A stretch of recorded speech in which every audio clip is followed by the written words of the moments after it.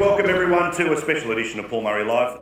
It's a genuine opportunity to have a chat with the people who run our industry. Adam, in relation to, say, Google and Facebook, what can they do that your business would find it slightly difficult to do? There's some secret sauce that Google has that we've not managed to replicate yet. The way they know their audience is absolutely impressive. They are great disruptors, that's welcomed, but the artificial inflation they get by support of our government through the laws that exist is probably the biggest single differentiator. Talk about straight news and trust. The consumer is smarter than what we give them credit for. If anything, the trust is swinging to our established media, trusted media brands' favour as the world has become far more, I suppose, layered and complex, that the consumer has worked out where they go when they need particular information. What is the great myth about your business? We are the third, broadcaster in terms of total people. It's not that long ago that 10 was the most profitable as well. The reality is, our audience is much younger than our competitors. So the biggest challenge for us is how we monetize that. Angelo, I'll ask you about technology. We aggressively pursue technology that makes sense to our business. But ultimately, this is a creative industry. Technology has got to be really about enhancing the way that we make our content rather than focusing on replacing the creative process. What should people sitting in this room be concerned and inspired about? I am optimistic because I know we have bigger audiences than ever before, and also the real will and resolve to change our business models. And I'm inspired and optimistic by the willingness for the media industry to sort of talk about the issues openly and figure out what they can do together. New Zealanders are always up for looking to see what good ideas are coming out of Australia. They're rare, but we do find them. Thank you so much. Thank you everyone, appreciate it. From the 2017 Inform News Media Summit, this is a special edition of Paul Murray Live.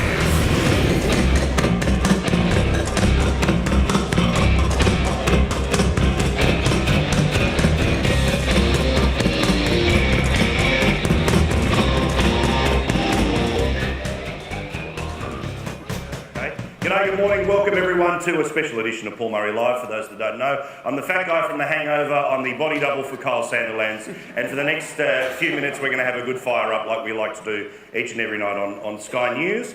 I'm very privileged and lucky enough to say that I know most of the panel personally, worked for them many times, will work for them no doubt at some point in the future, as well as all of you future CEOs. So it's an opportunity for us not just to talk about regulation, but also a genuine opportunity to have a chat with the people who run our industry about where it is, where it should go, and what are its strengths and weaknesses. Remember, at any time you can ask us a question. I'll tell you how you can do all of that in a couple of seconds' time. But let me introduce the panel to you. All right, Sinead Boucher is from Stuff in stuff.co.nz, formerly otherwise known as Fairfax in New Zealand. Give it up for the Kiwi, ladies and gentlemen. Sinead, first things first.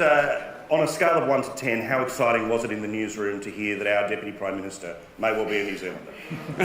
Do you know that he is a front runner for the New Zealander of the Year? Awesome. Awesome. Collect all the prizes. All right. Michael Miller, of course, is the Executive Chairman, the boss of all things to do with News Corp, and we appreciate him being here this evening, or as I prefer to call him, dear Lord and God. How are you, sir? Well, thank you, Paul. Excellent. Lovely. Thank you for the blessings. Do appreciate it. Paul Anderson is a man who has had an interesting couple of months, but now will be helping guide Channel 10 through its next and new marriage phase with its new ownership at CBS. Paul, lovely to see you, mate. Congratulations on whatever the hell's about to happen. Thank you very much. All right, excellent. Great to be here. As long as the car park's still shining, it's all good. Angelos Frangopoulos is my boss at Sky News. We're currently in the contract negotiation, and he's promised if I ask him only light questions, it's an extra zero. So tell me, why are you amazing? See. That was one less zero. Oh, okay, sorry. Oh, fuck you then. And Adam Lang, that would be one less zero. And Adam Lang, of course, works for Macquarie Media, Fairfax Radio as well, as a big part of their organisation as well. I had the honour of working with him at both Austereo and he was one of the many who tried to make me better than I was at Talkback Radio. I love you, big fella. How are you, Adam? I'm very well, Paul. Good to be here. Excellent. All right. Now, in true 2GB 3AW fashion, at some point, call them out. I'll throw a chair. So your negotiating skills will be needed at any moment in time. Now, guys, you're not offended by the pejorative, I hope. I'm a bogan. Now, Michael, we know that there is the endless conversation about whether or not the media laws have to change. We know the pressure that's been in place, and we know there's an expectation that negotiations are getting to that pointy end. Can you give us an idea in the room? We know about the reasons why the change has to take place, but for a news company, what will it actually look like if good news happens in the next couple of weeks? Does it just mean steady as she go, or is there a brighter future that comes as a result of being able to find other people to work with? So making on the first assumption that what's been proposed in terms of reforms get through, it does enable scale. I think when we look at our new competitors of the Googles and Facebooks, the Amazons, the Twitters, you are seeing that they've got enormous scale. And it's not just scale in audiences, which is how we've usually defined in the past scale. It's scale in terms of data, scale of brand, scale of technology and efficiencies, and that's what Australian media companies are lacking. And so part of the changes in terms of both reach and 2 out of 3 will enable us to reinvest to create scale to compete. I think what's probably more interesting is now what maybe the second phase. And so some of the, so it's not part of the reform package themselves, but part of the discussions with the crossbenchers around a review of the ABC and SBS and public broadcasting. It's the Team Xenophon review of Google and Facebook and their presence in this country. And the impact and potential impact of those and what they mean for media, all of us in the media, I think that is where it starts to get more interesting. So, hey, it potentially is it too little, too late? Initially, yes. Something's better than nothing, because it's been debated now for a good decade. And so, you take what you can get, but I think it's getting more interesting to the reviews that have been indicated that may happen in the coming 6 months. Yeah, I mean, Adam, in relation to, say, Google and Facebook and how they affect your business, can you give us a concrete example of something they're able to do that's slightly easier than what you're able to do because of the regulatory framework or because of their buying size, their ability to move money to Singapore, all the rest of it? What can they do that your business would find it slightly difficult to do? Sure. First thing is they can operate a hell of a lot more profitably than we can. There's no tax in the way. Their ability not to be regulated also has resource implications for each of us. I think if you look to the smarts of it and lessons that we all learn from is disruption. They are very disruptive. That's a good thing. We've got to learn to disrupt ourselves. So there's good illustrative lessons for us on data and analytics that they have. There's some secret sauce that Google has that we've not managed to replicate yet at Macquarie. We'll do our best. The way they know their audience is absolutely impressive. Same with Facebook, the data they can aggregate. In some ways it's quite scary. But probably the biggest things is they are great disruptors. That's welcomed. We welcome that throughout history. But the artificial inflation they get by support of our government through the laws that exist is probably the biggest single differentiator. Yep. There's an opportunity for people to ask questions, so I'll occasionally jump to these rather than go where I want to go, because it's more important for you to be able to ask whatever you want of these people, which is Brian from AAP asks, and I'll throw this to you, Angelo, first. What is your view of the relevance of organisations that supply content like press releases to shape and reshape trust in news brands, i.e. News Corp and Fairfax, etc.? So what's the role of news releases in terms of informing the news cycle? Yeah, and the companies that help put them together. Look, I think that we're seeing a change in the way that news is being gathered, and I think that there is less reliance on news releases and more reliance on particularly social media in the way that news does get around. I think that obviously the big change is that organisations are going direct to market and making their own announcements. You've got big banks that have got their own newsrooms as well, and they're obviously managing or massaging the message in which way they like. And I think our job as journalists is to ensure that that doesn't become the story, that we apply our journalistic skills to ensure that our consumers get the content as truthful as it should be, and not without the spin. There's a lot of spin out there. Yeah, I mean, Sinead, in New Zealand, what's the situation like where many of the companies that you're trying to form commercial relationships also have communications arms that somehow want to subvert and go around your business to get their message out. When you're trying to form a commercial relationship, how does that work? How are you able to say, hey, spend money with us because we'll help get eyeballs to your product, but feel free to use Twitter to go around our newsroom? Well, in the commercial relationship, part of that is offering a native content solution. So a place where they can produce that kind of content to our audience, but it's clearly labelled to our audience too. So we're not trying to pretend it's anything it's not. But we're also, we're increasingly in competition with a lot of our customers anyway, and some of the new businesses and new things we're getting into.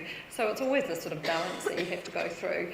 But in New Zealand, I guess we've been fortunate that we've seen a bit of a rise in trust for media recently, with both ourselves and NZME increasing in trust by various measures over the last year.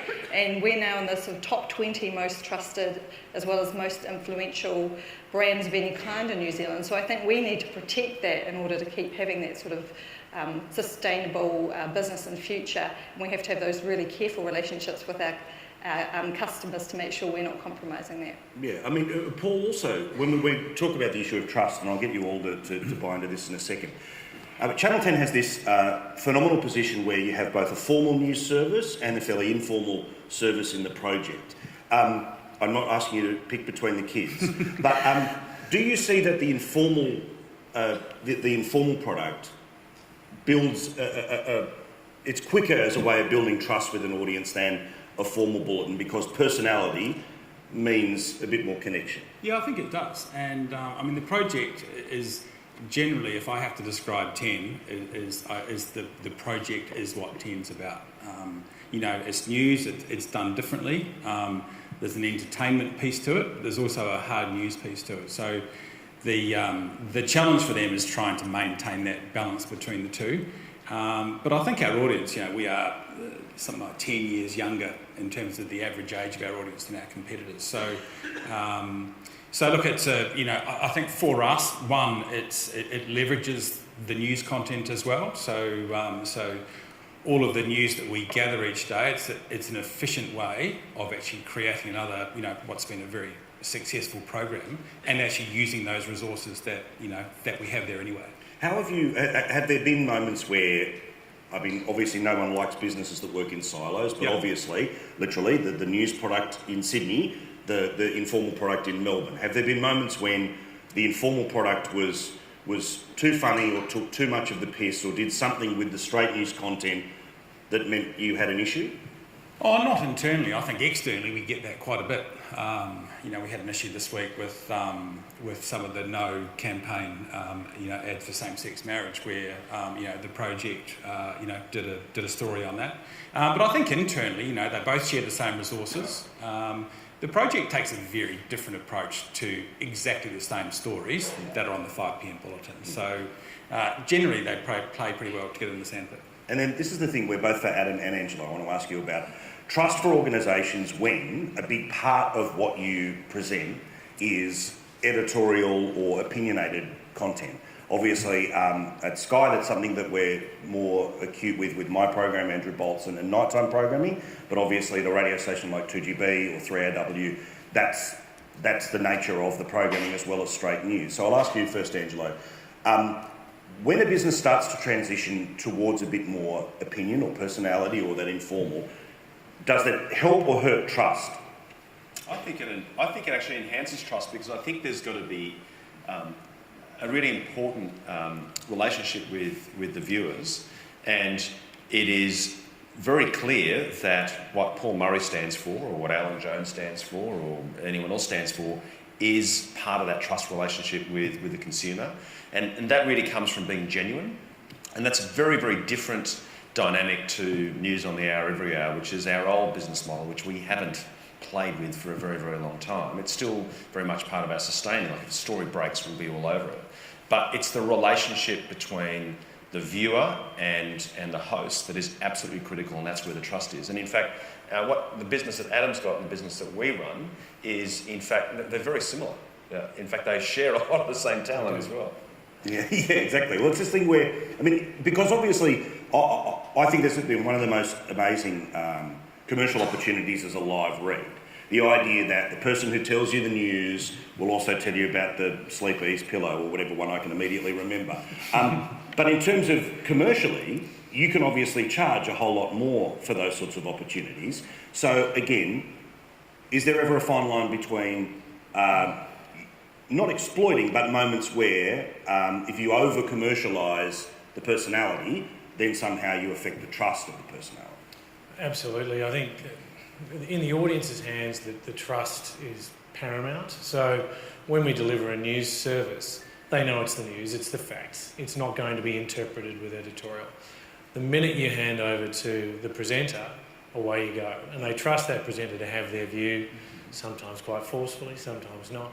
And they're engaging the audience on that basis. So the trust is there in both sets of hands. That the live read element of it is absolutely that. All of our presenters are able to say no to any client they like. So that they can, and we first vet them to make sure that they're okay with the product itself. And the audience do indeed trust that presenter. It is seen as something of an endorsement. So that trust is paramount for us across news, across editorial, but commercial as well. Yeah, but then for Michael and Sinead, when talk about straight news and trust, is that something that can be easily punctured by smartasses on the internet, or smartasses at Channel 2, or smartasses, or is it something that, because if you've been around for a while, there's a certain level of resilience, or even if you've been around for a really long time, trust is now so brittle that if it's broken once, then it's as if it's broken for everyone, Sinead?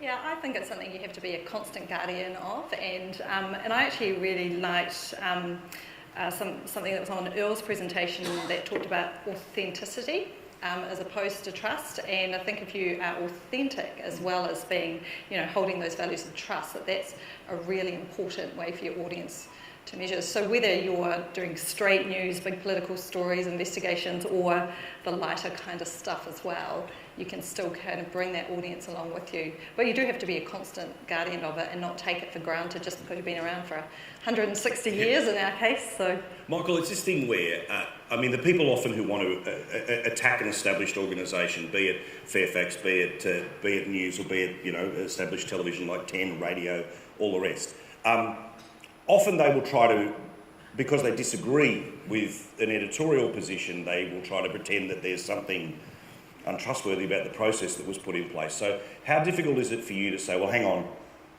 to recognise the difference between a genuine example of a failure of trust versus someone who just disagrees? I think the first stage is, you think about the consumer. The consumer is smarter than what we give them credit for. And they're a lot smarter than they were a year ago, 5 years ago. And that they very quickly are able to determine whether it is a commercial, whether it is trusted or not.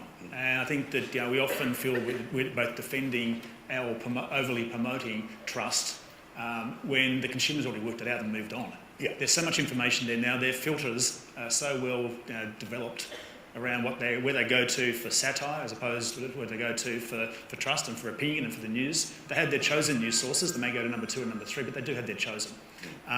There are plenty of other avenues and channels and platforms to take on a opposing view. But again, the way I kind of come to that is that as long as we are consistent, and again, Earl went through his 5 points and brand was one of those, I think if anything, the trust is swinging to our trusted and established media, trusted media brands' favour as the world has become far more, layered and complex, that the consumer has worked out where they go when they need particular information. I should say to you, if you want to bang out a question, it's 0417 871 072. Put that into your phone, ring it late at night, see what happens. 0417, especially if you're staying at the Novotel, room 25B, I think. 0417, apologies if that's your actual room. 0417 871 072. Or there's just a couple celebrating their 70th wedding anniversary who are going to be very excited to see you. Now, a couple of questions here, including one from Richard in Tasmania, who says, how do you reconcile regional media outlets' engagement with local communities against national centralised content generation? Michael, I think we'll start with you and then Sinead after that. About how not just what to put on the front page, but how to merge the local stuff versus what's being pumped out of Sydney and Melbourne? In our case, it's reasonably easy. We've got local editors who make those local decisions based on their local markets. I think at the same time, we don't have, as an industry, an audience challenge. It is definitely a revenue challenge. So we've had to address our cost base by looking at what content can be shared more regionally or statewide or nationally. And that there's motoring, there's food, there's national politics, there's weather, things that you do once and do well in a template that other media have been using for many years. But don't skimp on local journalism. Yeah. And if you can save the costs in other parts of the business to ensure that you don't skim with that local journalism, then you're still going to have a very engaged audience. That, and I was up at the Tweed recently. The papers were healthy, the audiences were healthy, and that the advertisers speaking to them had never seen or heard from a rep from Google or Facebook or those other mediums, and they know that they'll never come to those towns. And so value the relationships, invest in that local content. Yeah, it was funny. One of the a mate of mine who works over at one of the Google or Facebook companies was that the great exercise the CEO was going to do was to put them all on a bus and drive them to Western Sydney so they could see what it looks like. Okay, good luck connecting with people. If you need to study them like they're the zoo. But anyway, Adam, with your business, again, let's talk about that regional content and local content versus what's being sent from a network.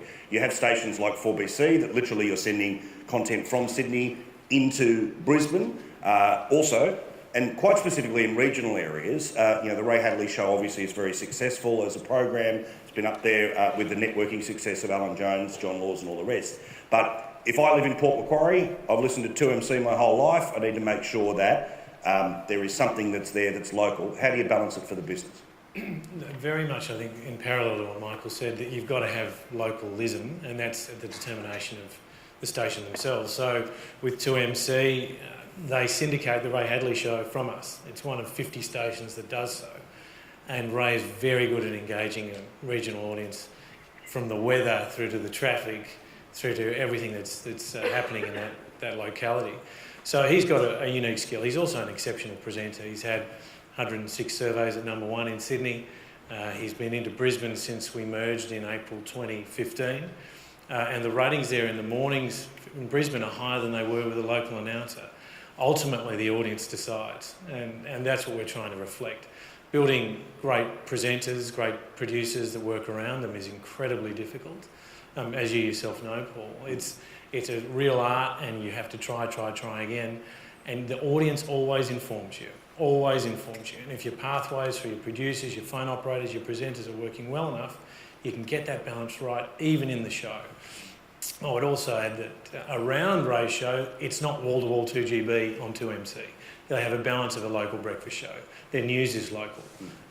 So I think that the balance with regard to the audience is the true test of success or not. Now, Angelo, when you run a service that doesn't have the ability for localised windows or localised editing, how do you represent regional Australia, or how do you connect with it? Yeah, so we've taken a different approach. So our approach, because we're a national signal, is actually to engage in the local markets on a national basis. And we think that's a whole other piece of value that the media has overlooked. So to go to a place like Townsville and actually be there for the week and actually consume the issues facing the people of Townsville and giving those a national platform, particularly from a political perspective, has been really a very much powerful tool for us. And our numbers, particularly in regional Queensland, off the back of our nighttime programming and that kind of engagement, have been huge increases year on year. And that is about parking for a moment the traditional Sydney-centricism of the media, or the Melbourne focus or the Brisbane focus, and saying, okay, there are these great communities. We did a show, Central Coast, which was a huge success, and they are not part of Sydney. Sydney media thinks that Central Coast is part of Sydney, but they are a community with their own challenges and their own engagement challenges as well. So thinking local but being national is a very important part of the tool, I think. An anonymous question, which I'm guessing probably comes from a media writer, but Paul, it's a fun one. Can having CBS as the owner of 10 take on the likes of Google and Facebook better than the current Australian fight? That is an interesting question. Look, well, firstly, there's a wee way to go before we actually get to that point. Look, I don't think it's about taking on Google or Facebook in this market. They're not our direct competitors for a start. We have a very different proposition for them. I think there's a big regulatory question there around, they call themselves, tech companies, but they really are, media companies that are having a far bigger influence in public opinion, and political matters for that matter as well. So look, I don't think so. I think what 10 has a quite a well-defined place in media in Australia, and it's about changing with our own, our direct competitors and the broader media, but also the disruption that's happening. And unfortunately, we're living in this period where there's this massive disruption. Netflix is a great example of a disruptor that is, a real pain in everyone's bums.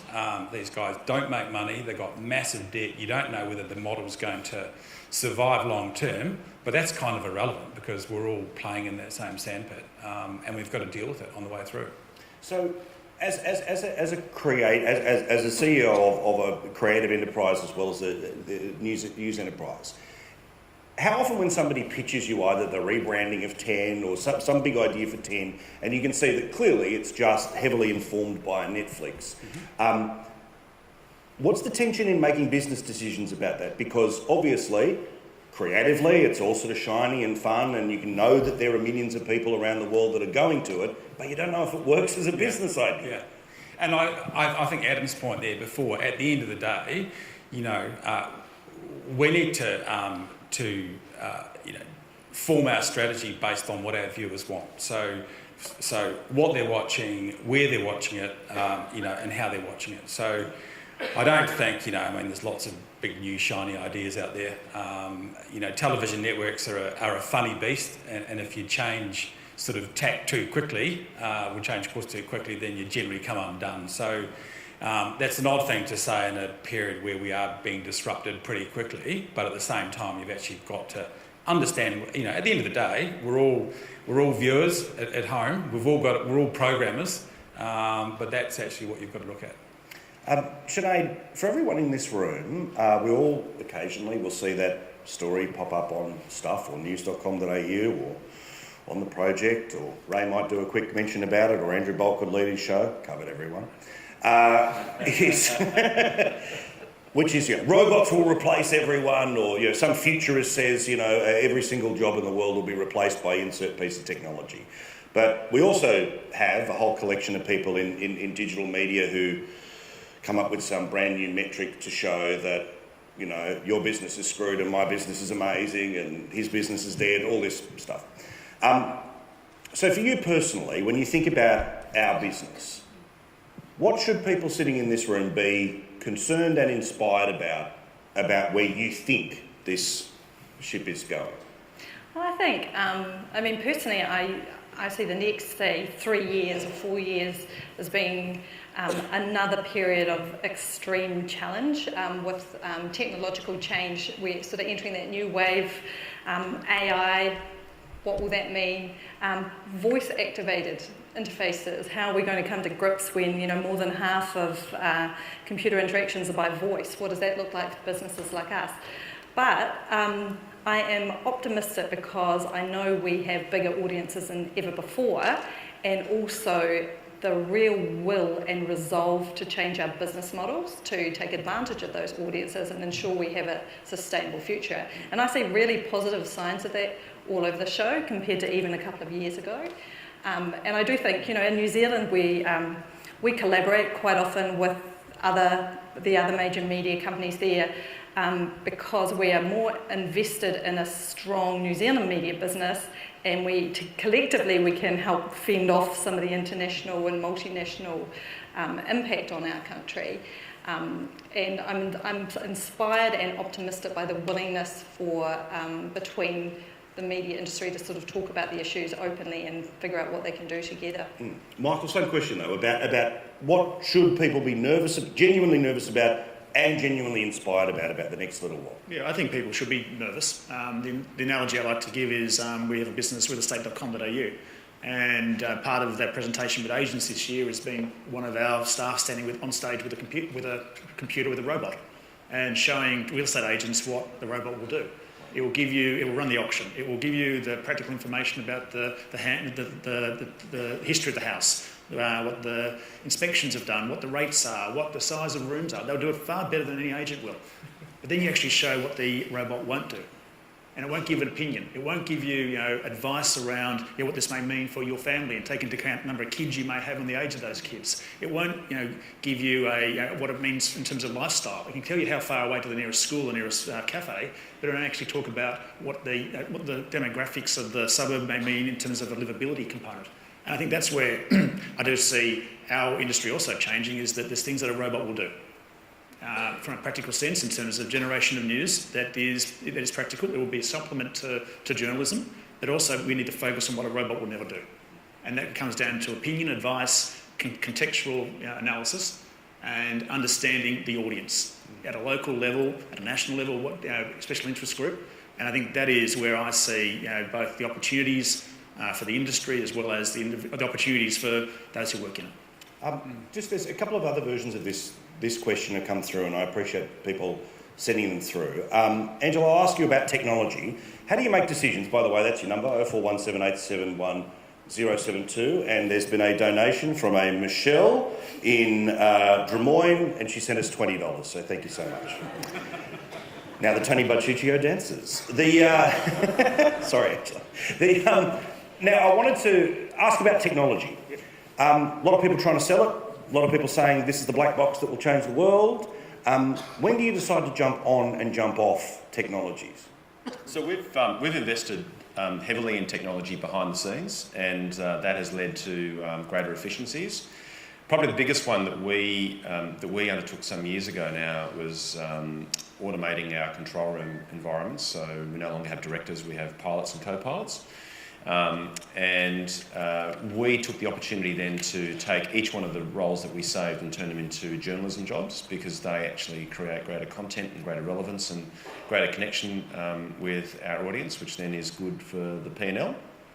But look, technology is something that we aggressively pursue technology that makes sense to our business.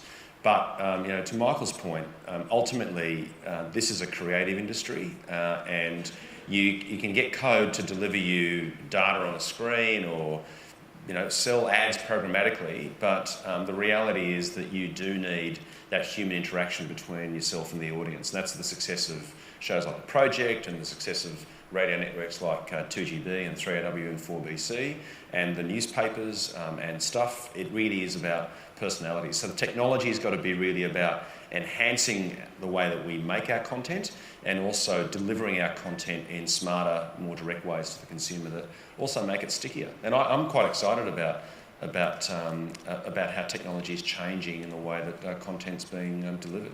We've got an international OTT service that delivers our Australian content globally, and every single day we get a list of which countries people have tuned in from, and I just think that's really quite empowering. That's really embracing technology about getting the messaging out there, rather than focusing on replacing the creative process. Yeah, I mean, Paul, again about that issue of technology, where that people go and see a conference and say, if you're not on Apple TV, if you don't have connection to a Roku, then you're so last century, or if you don't have an on-demand service that has this, that, and the other, it means you can download it for a plane ride, then you're not. How do you make the decisions at Channel 10 about the sorts of technology that you should get involved with that helps the audience versus feels a bit fatty and bullshitty to me? Look, I think once again it comes back to the consumers. So it's about, we take a sort of a fairly broad approach saying, well, we've got content, and I think we all agree that you can't replace the creative process. So technology is not going to find the next offspring. Technology can't integrate Coles into MasterChef. Technology can sell your ads programmatically, target people and so forth. So I think, look, the way that we think about it is, television is a relatively technology-heavy industry, or has been in the past. It's not that long ago that we all had tapes in big machines and so forth. So I think the new frontier from us is actually removing some of that hardware from our buildings and putting it in the cloud. But, doing that, in a sort of measured fashion, you've got to, there's different parts of your business. There's the creative piece, there's actually how you deliver your content, and actually, who wants to watch your content on different devices. So that's our real focus is, our video views have just gone through the roof this year because people are watching your content, when they want it. So, we have this, overnight, ridiculous measurement system at 9 every morning, which everyone's extremely hung up on, which is becoming less and less relevant because people watch their content, watch our content, on the bus, on the train, or at home when they want to watch it. I'll ask you all a question about the national broadcasters of ABC and SBS, and Darren Davidson reminds me of this as the media editor of the Australian newspaper, which is about the national broadcasters. Are the national broadcasters breaching the general principle of competitive neutrality and operating on a level playing field with their commercial counterparts? If not, should their charters be amended? I'll put it this way to you, Adam. I was watching highlights of the PGA golf that were on Channel 2 last night. This was a sport that is available on commercial television, available on subscription television, that was there on Channel 2. Or Jimmy Fallon, who does a Tonight Show. These are hardly examples of, stories and things commercial networks don't cover, yet Channel 2 is very much involved in that business. In a radio sense, what is that for you? Look, I think they do blur the commercial lines. Straight answer is yes. I think it requires a look back at the charter to see what their responsibilities are. I also think a little bit of truth could evolve here, which is to say, when they talk about not being for ratings, I don't accept that. I think in terms of radio and television, they absolutely look at ratings. I'll see a bus going by with an advertisement for the Triple J breakfast show and know that they're investing in commercial terrain to do that. So I think there's a number of elements that do trouble the truth of what they're saying. I think there's a lot about the ABC that is fantastic, a lot. But I think the commercial lines are absolutely blurred on a number of fronts. I mean, it's this thing too, Michael, where obviously, the charter can't be amended to say try, but don't try too hard. But there are examples where, we keep being told that one of the many reasons of the advocacy of public broadcasting is because it fills the hole that the commercial world doesn't. Problem is, you turn it on, you read it, you see its dominance where in Bundaberg recently there was a radio survey. There was, I think, 8 radio stations, 5 of which were the ABC, leaving only a local market, and that ain't replacing the market, that's being the market. Yeah, and I think they're doing a poorer job in those regional markets too. And you look at an ACMA report and study that came out last year, they talked about regional media and where people turn, and the survey of 2013 to 2016, there was a large drop-off of people returning from the ABC. But not that I feel sorry for the ABC, but their charter is so outdated that they're finding ways around it, and they're pushing boundaries because they know it's not relevant, and what can they do without being sprung? Buying search terms around the US election to knock off the commercial players who are competing with other digital news broadcasters. I think that is, that's a poor use of taxpayer dollars. I think for SBS buying English language popular programs that would be normally broadcast on commercial networks is, again, not a good use of taxpayer dollars. Deals they've done with Media, Red Planet, and others where they're serving their content to be getting a share of advertising. Very questionable. I think there was a need to fill the gap of information and news and entertainment that isn't being met by us around the table. Then yes, and probably pass to Sinead, because I think the NZ on air model is far more robust, whereby NZME, I know, have been successful in getting grants from the government to look at broadcasting of content in that market. The New Zealand On Air, which is a fund that's used to be reserved for broadcasters and funded public radio and public television, is now open to all media to apply for, and we got $400,000 recently for a big investigation, a multimedia investigation. But the other difference in New Zealand, I guess, is TVNZ is both a state-owned television network but has a commercial imperative. Radio New Zealand doesn't, but both of those entities put their content onto our platform as well. And for radio, the rationale behind that is their charter is about making and distributing content, not the commercial kind of impetus. So why not open it up to everybody else who's got an audience and a platform? So the relationship kind of works quite well in our market because we're all able to compete for the funding and we're all able to benefit from the content that's created by the public media. Interesting, Paul, in television, where does Channel 2 and SBS basically run into your lane?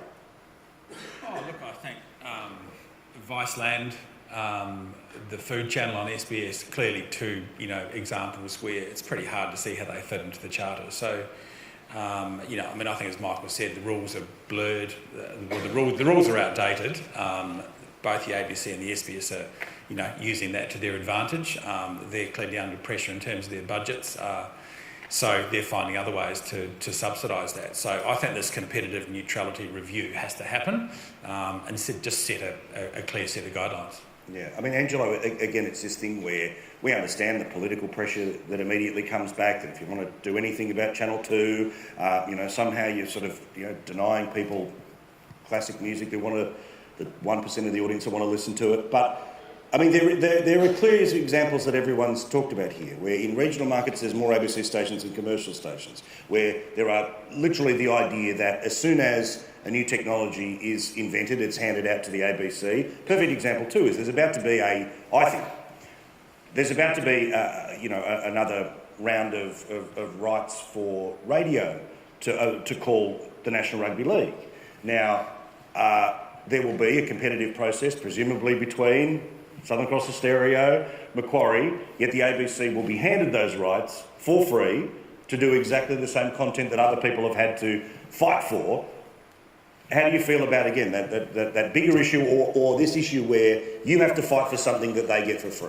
Yeah. Look, this is not a new area for me that I've focused on some time through my career. Look, I think the bottom line here is that, to Paul's point, the food channel and Viceland, really, it's a bit of a joke, really. There is no way at all either of those two services tick the box for what SBS really is about. My family gathered around the TV to watch the launch night of Channel 028. It was like revelation to us.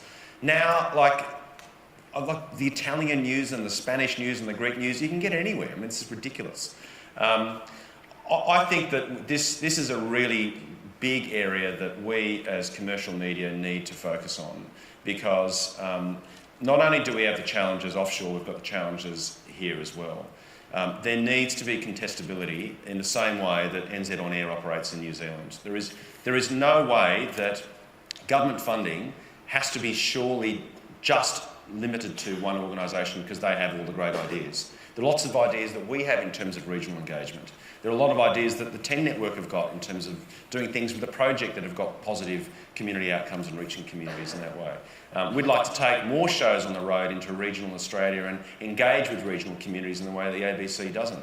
So we need to call this out for being just, patently unfair. And there are now many examples of the ABC not just encroaching commercial media, but actually denying us commercial revenues. I think you look at the UK as an example and the curtail that the UK government put on the BBC. They were buying Lonely Planet and other international brands, and they said, hey, that's enough. And they pulled them back to say, focus on your core market being British broadcasting. And that's the trigger moment we need to have in Australia. Just on the issues of, again, how New Zealand can potentially inform us about how to do things better here. A couple of people, and Charlie, I'll have to start sending them my text, I don't know what happened here. Which is, a couple of people want to know, in New Zealand there's more collaboration between local media organisations in shared advertising platforms, Google, Facebook, etc. How do you do it? What's your advice for everyone else around the table? So the big project that New Zealand Media collaborated on was Kiwi Premium Programmatic Ad Exchange. So the four main... I love the name. KPEX. We'll sub-license it. Yeah, please. So that's set up as a joint venture. It's run independently, but all of the four main media companies have tipped all of their inventory into that. And that, it's brand safe, it's trusted, it's a great audience. It's an audience that can totally compete with Google and Facebook, and has allowed us to kind of carve out a chunk of that market for ourselves, and to sort of, set our own direction by collaborating together. Now, to the fun questions. I'll ask you first, Adam. In dealing with agencies or potential employers, competitors, whatever, what's the greatest myth or lie that the market has about your business? I think that the perception is probably our biggest challenge of what we are as a news talk brand or a talking lifestyle brand. So a lot of that perception, for example, Alan Jones wins 14% of the audience. We regard that as 86% to go. But the 86% has a view of Alan that is informed only by a few exceptional things along the way, and usually they're reinterpreted. So they're not from him. We see that probably most weeks, and it can hijack any given day for me. So there's a perception issue amongst the audience that we don't have, that we have to convert. I think that does indeed apply to agencies, to some clients, and to much of the audience. So that's probably our biggest challenge on that front. Angela, greatest myth about your business that either agency or other people in the business believe? That we obviously pay too much money to our big stars, but anyway, True. It's one of the myths. Horrific myth. Look, I think the reality for us is that we're perceived to be a niche player, and in terms of being within the STV, pay TV world, there is an element of niche in terms of the overall reach. But it's not just about the numbers, it's about the type of people that watch us, and that's a real value into the market. And it's also the fact that we actually deliver more Australian television news content across all the genres than 7, 9, 10 ABC and SBS combined. So we're a huge player in terms of development of individuals and development of Australian journalism and delivery of Australian journalism that is much greater than 30% reached into the market. Yeah. What about for you? Siobhan, you've obviously just stepped into the role, there has been a rebrand, but what is the great myth about your business? I think that rebrand actually links into what the great myth was, that as Fairfax, New Zealand, we were perceived as a big newspaper company in New Zealand with a bit of digital on the side, when in fact we are a big digital business. We've got a site that is second only to Google and Facebook in size, which is unique anywhere in the Western world for a media site to be at that point. And that has allowed us to build a business that's really an ecosystem of digital services and products out of that, while we still have a profitable New Zealand newspaper business that we're gradually repositioning ourselves out of. So people think about us as a newspaper business, and we have that job to do to really get them to think about us as a digital business. Yeah. Michael? The external perception is that there's one string that pulls the different newspaper editors, the websites, the book publishing, the film businesses, the broadcasters, and others. As someone who's got oversight of many of them, I wish there was that string occasionally. I think the best fights are the ones that are internal and between the family. That's the perception, it's not the reality. In fact, it's been too much of my time taking the toys away. What about for you, Paul? In some ways, we're the same as Angelo. So we've always, we are the third, broadcaster in terms of total people. It's not that long ago that 10 was the most profitable as well. So that's clearly, something that we have to aspire to again. But the reality is, our audience is much younger than our competitors. So the biggest challenge for us is how we monetize that. And, free-to-air has this issue at the moment of addressability, which, we're planning to fix through our relationship with MCN. So it's actually having that two-way conversation and understanding, the people that are watching. Yeah. In terms of, again, a couple of other questions here, somebody said, as Earl mentioned this morning, subscription or paid content is becoming more and more important in driving revenue. How are we working to manage the shift with advertisers from our advertising and sales arms? In the radio business, there's one form of distribution, but you've got your online and podcast and all of these things as well. How do you manage it at Macquarie? Again, audience really is our driver. So linear broadcast, we broadcast AM, digital audio, digital radio, DAB+, and streaming podcasts. Time shifted or time displaced is huge for us. One of our biggest downloads, surprised me, was our news services. So even though we get it on the half hour or the hour, it's not quite the right time for a lot of people, and they really want that news whenever it suits them. So that's really big for us, and we can insert advertising in that download. Even within the news, it's quite curious to watch people jump forward to the sport. So a lot of people just go straight to the back page, metaphorically. And so we're really able to look at how our audiences use the platforms as a great guide. We can sell advertising in that place, and we can reach people outside our licence areas. You know, they can be national, international. We've had people from cruises in Europe listening to Ray Hadley.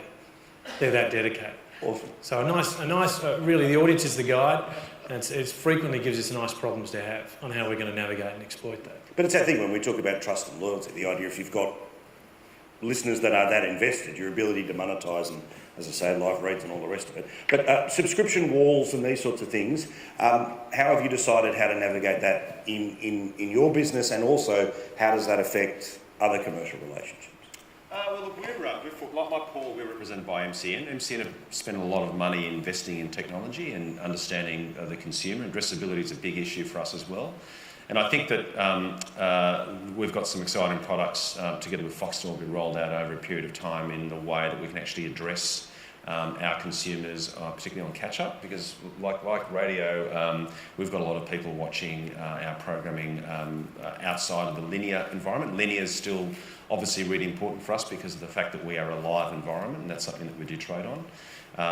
But you know, we think that we're represented by an agency that really has got a very clear focus on being at the cutting edge of the way that we engage and deliver the content, the advertising content, to consumers. Now, forgive me, there's part of me that just wants to hear a Kiwi say the word sexy 17 times. But give me an idea here, Siobhan. Agencies, lots of other businesses will say news ain't sexy. To buy ads on it, news ain't sexy. Why is news sexy? Why is news an area where commercial partners should be looking for better relationships than just shoving it into the number one TV show of, you know, shirtless people doing gymnastics?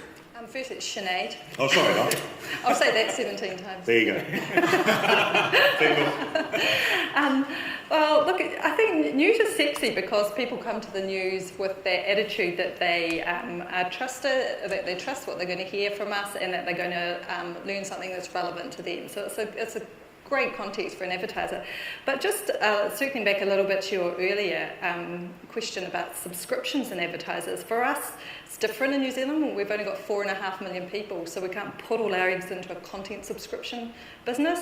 So we're going into other forms of subscription businesses that are taking us into direct competition with our advertisers. So for example, we launched an ISP company 12 months ago, which has gone up against telcos for some of our advertisers, and it was something we had to really weigh up, but we could see a diminishing spend by them there, and a chance to go into a business that ultimately is a subscription business. People pay us monthly, just not for stories. Yeah. And the result of that has been that the telcos have piled a lot more advertising in to try and drown us out. But increasingly, that's going to be the tension for us to weigh up how to have a good relationship with advertisers, which is still really important to us, while we might be going into competition with them and other kind of businesses. When you get involved in the ISP game, I mean, obviously there's, it feels a little bit like when you go to a series of these conferences, that there's always sort of many companies trying to find their version of the magic box,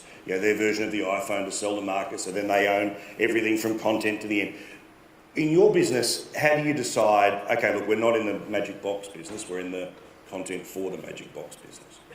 I don't think that we have decided that. I think what we've decided is that we are a big audience business who has a potential to be all about being in people's homes. And so an ISP takes you into somebody's home. The social network that we own, Neighbourly, which is similar to Neighbour here, takes you into someone's home. It's built that sort of really rich, authenticated data with address, with personal details, with those connections. So that's sort of increasingly our focus rather than just about pushing content into other people's platforms, but how do we take our brands and services into people's homes. All right, now just before we finish up, there's one question that is meant to be loving, but let's see how it goes. And we'll jump around the table here. Adam, what's the best thing about Michael's business? Michael's business. Well, we take a great inspiration for a number of our stories from Michael's business, and I hope he takes some inspiration from ours too. We like to think we give back a little bit. So, no, there is some preeminent journalism in that business. There's some great salespeople in that business. There's some great operational models to look at. The disruption of print is huge, and I was in the music business for 12 years. I saw that disrupted at close hand. It's very illustrative. So I think we learn a great deal from News Limited on a number of fronts: audience, sales, operations. Yeah. Michael, best about Sinead's business? Do you want me to give you some notes? We're going to slap him first. I'm lucky. I've spent a good decade going back and forth across the ditch, and I think there is an element of sort of localism in New Zealand that is really core to the media companies there, whether it be in radio, whether it be in print. And I think that has shown that both those sort of sectors have done far better in New Zealand than they have in Australia. I think there's also been a sense of collaboration that across the media groups in that country that I wish we saw more of here.